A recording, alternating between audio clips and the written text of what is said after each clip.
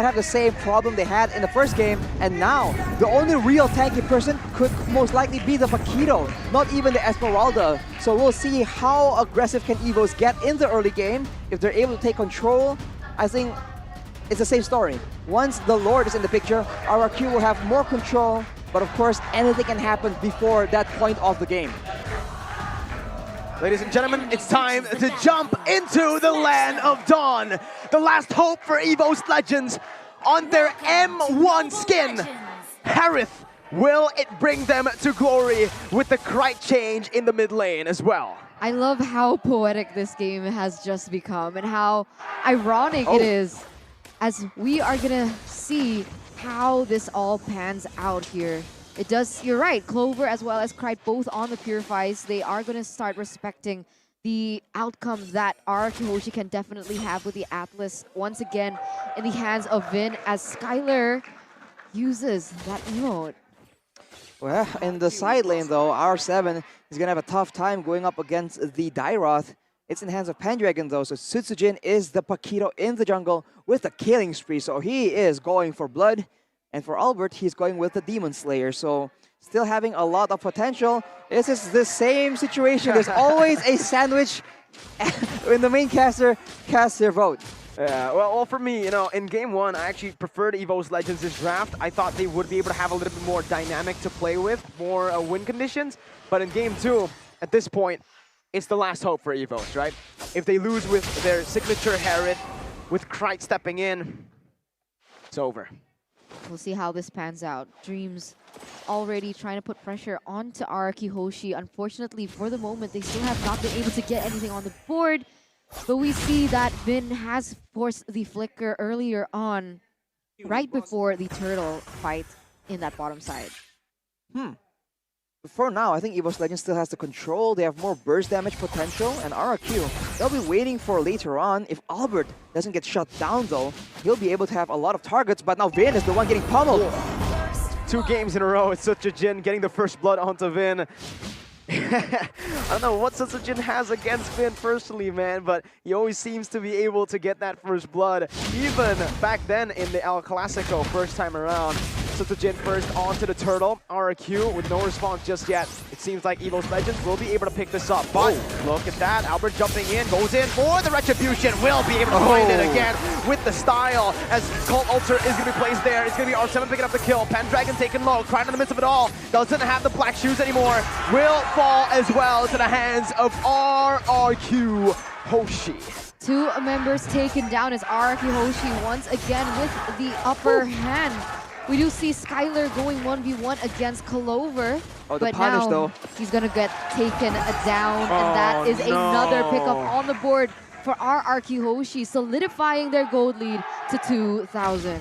They go for burst damage composition against a Faramis. This is exactly what the new cult, well, I call it the new cult altar, but without an abundance of HP, it just nullifies a lot of burst potential, and that is exactly what Evos Legends need to do for their win condition. So I don't know about this. Lilia is the only real threat, I feel like, for Rrq Hoshi, but they have assassins on their team, so Rrq is going to have a very difficult time trying to output that damage without being bursted down.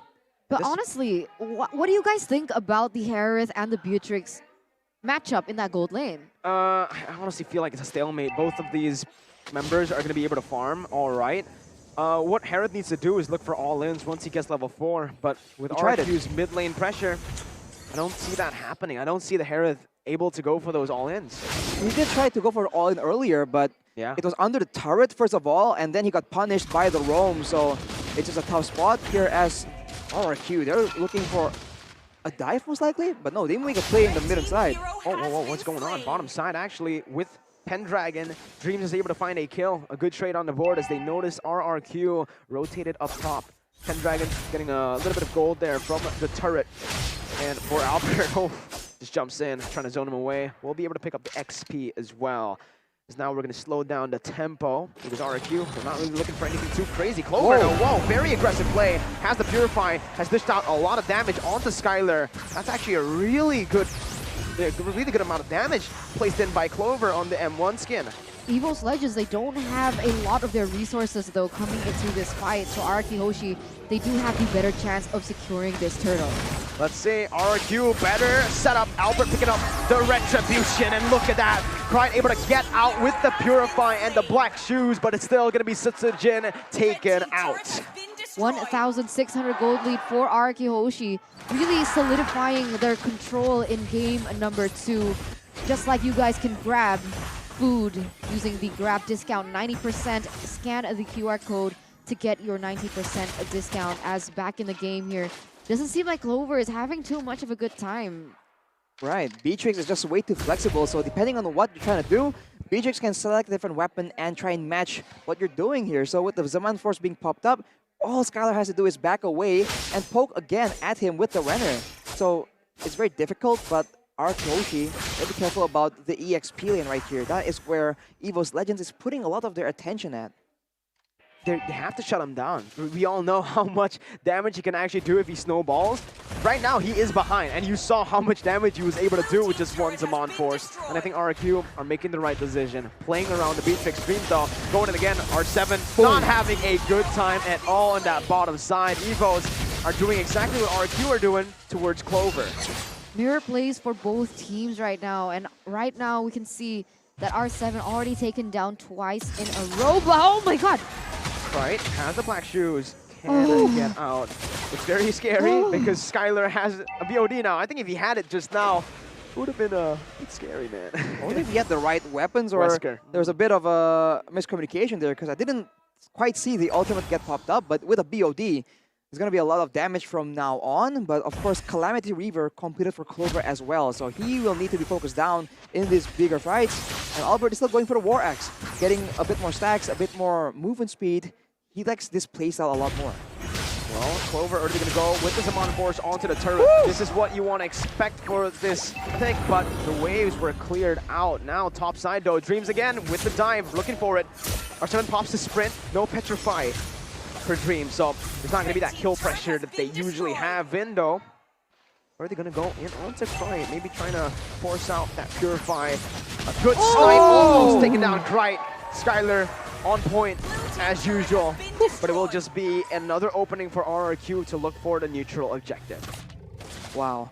Right now the side lanes very much favor Evos Legends, but as a result, they're really neglecting their mid laner. And Krite, he is still level with Clay, but later on, he needs a lot more resources to be able to output that damage, melt through the front line. So maybe Evos needs to start giving him some attention as well.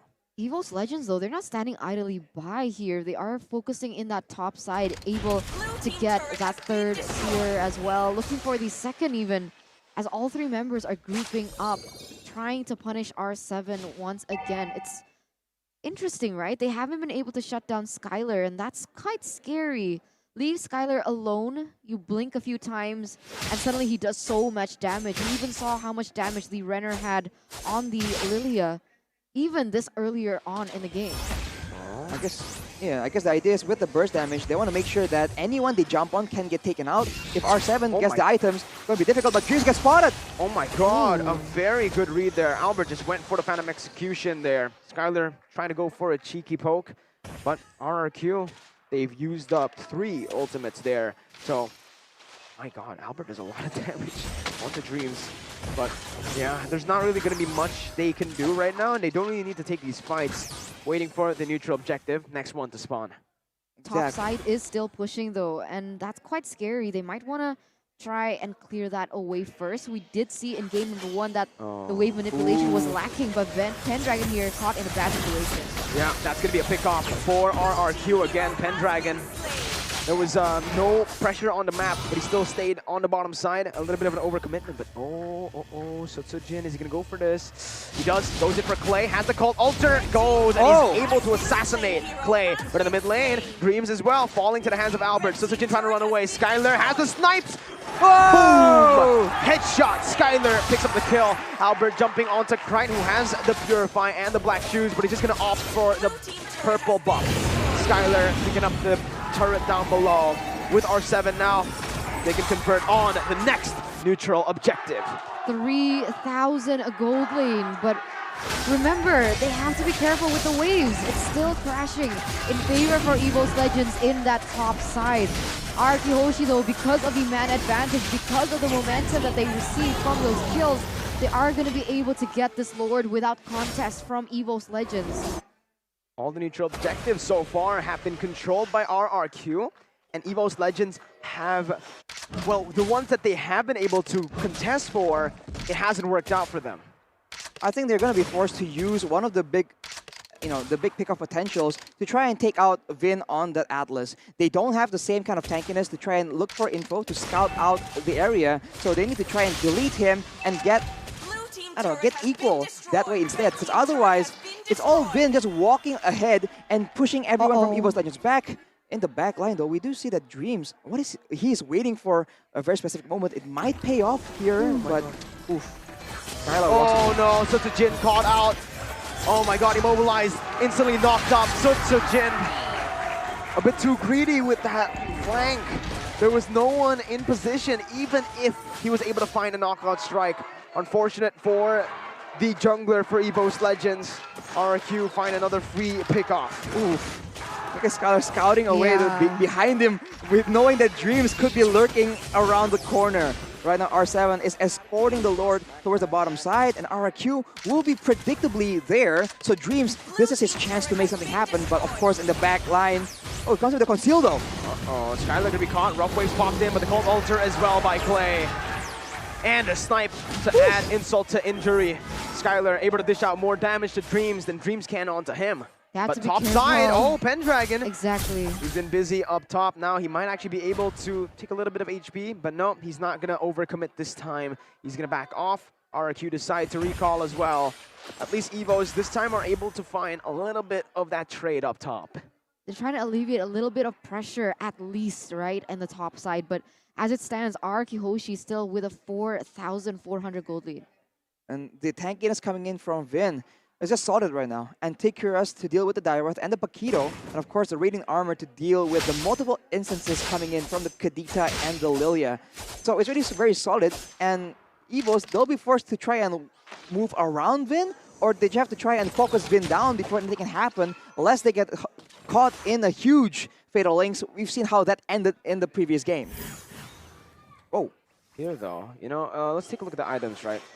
Clover has the Calamity Reaper right there as well, and a Holy Crystal. I don't think it's enough damage just right now as Vin jumps in, just to zone the other members away. Oh no. Dream's gonna be caught, still has dash right there, but wait, what's going on? Two fights are brewing here, and it's actually Skylar who's winning it out. Another disaster for Evos Legends. Clover falls, Cry jumps back with the black shoes only to give his life over to Skylar. Evos Legends, for the first time in history, might not make it to playoffs. Sutsujin gets a solo kill against Albert, but what is it for here? So Rrq are going to be able to take the base turret down below. They might actually be able to siege down the mid lane as well. Sutsujin, he needs to make a massive play here. Falling Jamun placed in just to give space over to Skylar to take the base turret down. Just as expected, they're able to siege it down with the Renner. Ooh, what is that damage? Dreams comes in for the play though. Oh!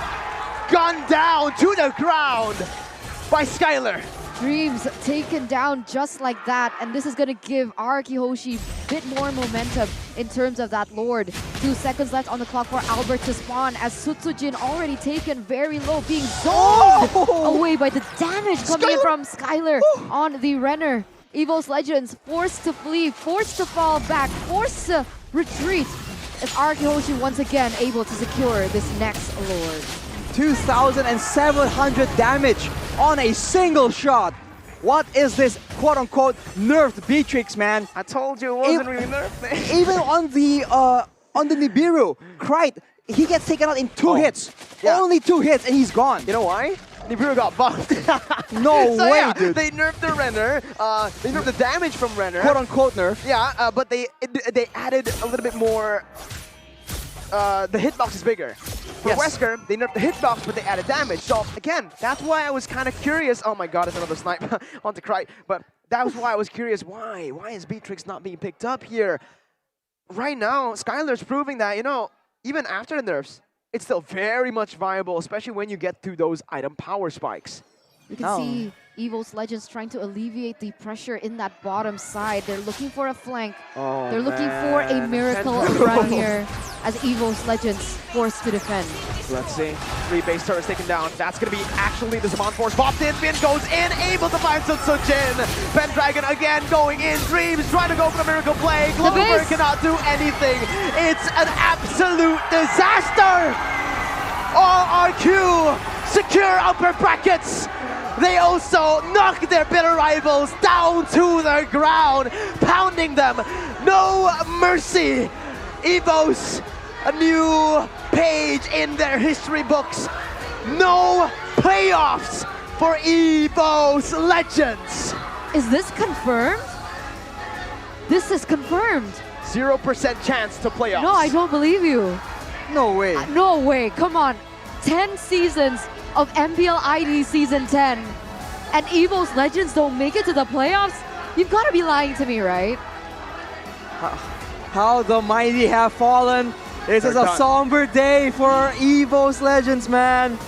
Rrq, they're triumphant, but you have to feel for their opponents. Evos Legends, they tried their best. They made it close, but in the end, it doesn't even matter. Half-season champions taken down by the Season 9 champions. Rrq Hoshi, they're gonna bow to the crowd as they secure upper brackets. They say, see you at the playoffs. Not to Evos though. Man. Oh, this is so hard.